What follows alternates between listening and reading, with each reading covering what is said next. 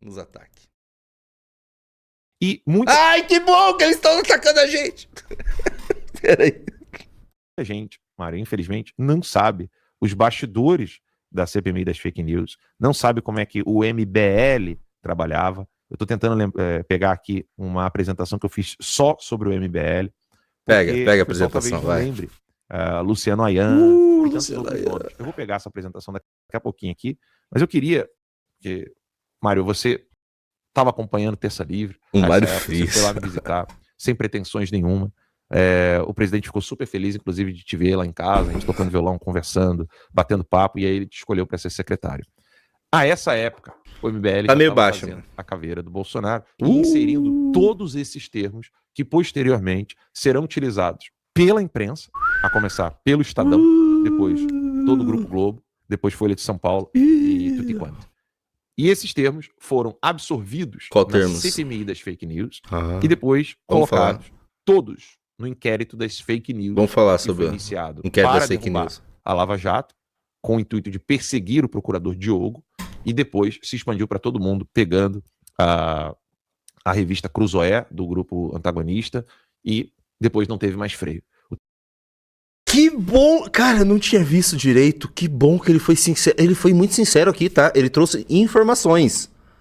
Ele não foi nem um pouco... Tirando a parte que ele fala do MBL, ele realmente trouxe informações corretas. O inquérito das fake news nasceu para perseguir o procurador da Lava Jato e, como consequência, perseguir a Cruzoé, que trouxe informações do Toffoli e do Gilmar Mendes.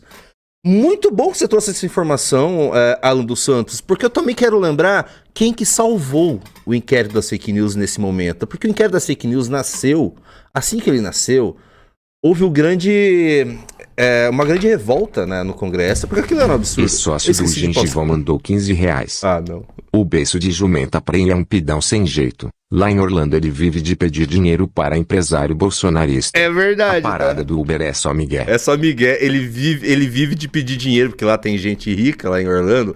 Ele vive de mendigar dinheiro para bolsonarista em Orlando. Isso já sei, tem informações, tem até testemunhas. Inclusive eu imagino quem seja, porque eu tenho algumas fontes em Orlando. Eu tenho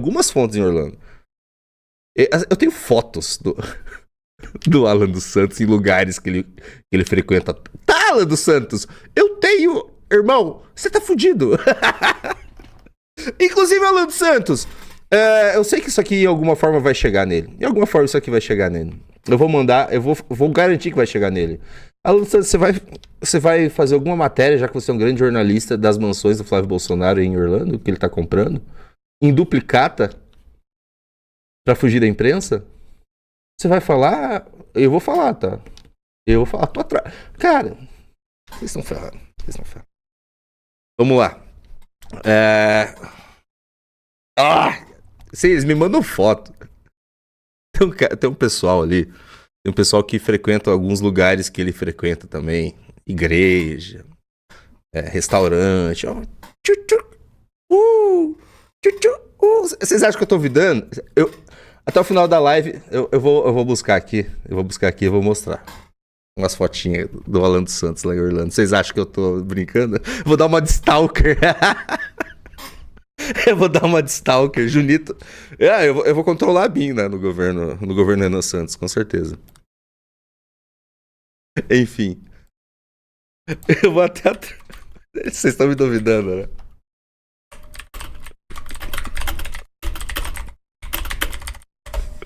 Vocês estão me duvidando.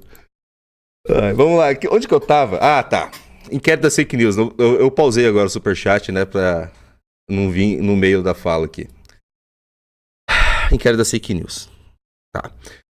Realmente, o inquérito das fake news, quando surgiu, teve uma grande revolta no Congresso e o senador, na época, Alessandro Vieira, criou a CPI da Lava Toga.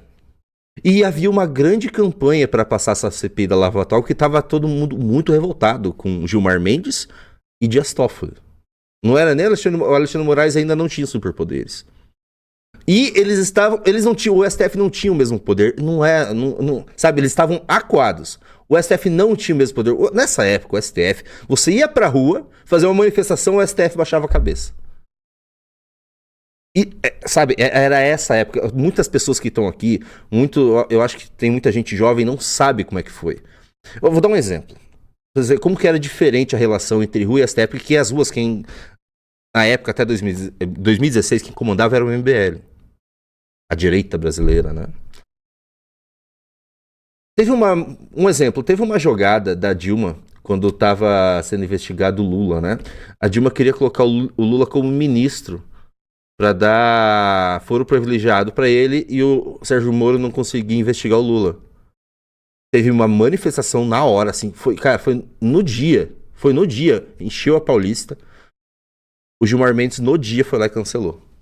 Não vai ser ministro da Dilma, não. Essa era a relação do STF com o governo, e assim, era o começo do governo Bolsonaro, tava com muita força. O problema é que começaram as investigações da rachadinha, né? Já tinha estourado o escândalo da rachadinha. E o STF estava indo pra cima dos procuradores, não era nem dos bolsonaristas, tá? Nem dos bolsonaristas. E o Alessandro Vieira fez a CPI da Lava Toga e tava com, assim, toda a população tava apoiando. Inclusive muitos da esquerda, na época. Até o Randolfo Rodrigues era a favor, tá? Eles falam, porque o Randolfo ia ser... nunca foi definido quem seria líder, nada. Ele só era a favor, muita gente era a favor. E faltava uma assinatura. E tinha uma grande campanha dos bolsonaristas do MBL para os senadores assinar a CPI da Lava Toga. O que aconteceu? Todo mundo sabe. Flávio Bolsonaro não assinou. Começou a perseguir quem assinava. Perseguiu a Soraya Tronic. Foi quando ele rompeu também com o Olímpio, e o Olímpio veio e falou, foi o primeiro que falou que eu era o Flávio Bolsonaro que estava agindo contra, e todo mundo ficou muito puto. E o que aconteceu naquele momento? Vocês vão lembrar quem estava naquele momento? Foram para cima do Flávio Bolsonaro. A militância bolsonarista começou a ir para cima do Flávio Bolsonaro. Eis que Flávio Bolsonaro vai no programa Terça Livre de Alan dos Santos. Com um objeto que é discutível. Quer dizer, o presidente, o chefe, olha só a confusão, hein? O chefe do executivo estaria apoiando o legislativo a um conflito com o judiciário. Olha o grau de desconfiança que isso poderia gerar. Olha a instabilidade política. A quem interessa uma instabilidade política nesse momento? E eis que neste momento a CPI da Lava Toga era enterrada. Graças a Alan dos Santos. Graças a Alan dos Santos, que tinha na época o maior programa de maior audiência da direita brasileira, que era o Terça Livre. E ia ser sócio do Alan dos Santos, converso com ele até hoje, eu perguntei, cara, e aí? Como é que vocês lidam com o fato que Alan dos Santos salvou o inquérito das fake news e que depois ele foi vítima? Ele, cara, tava começando, não tinha dinheiro, vai um senador da República no teu programa que é filho do presidente e você não vai atender? Meus parabéns, vocês se fuderam. Você vê, como que é a frase do Kim Kataguiri? Quem vende a alma ao demônio descobre que o capeta cobra com juros e correção monetária.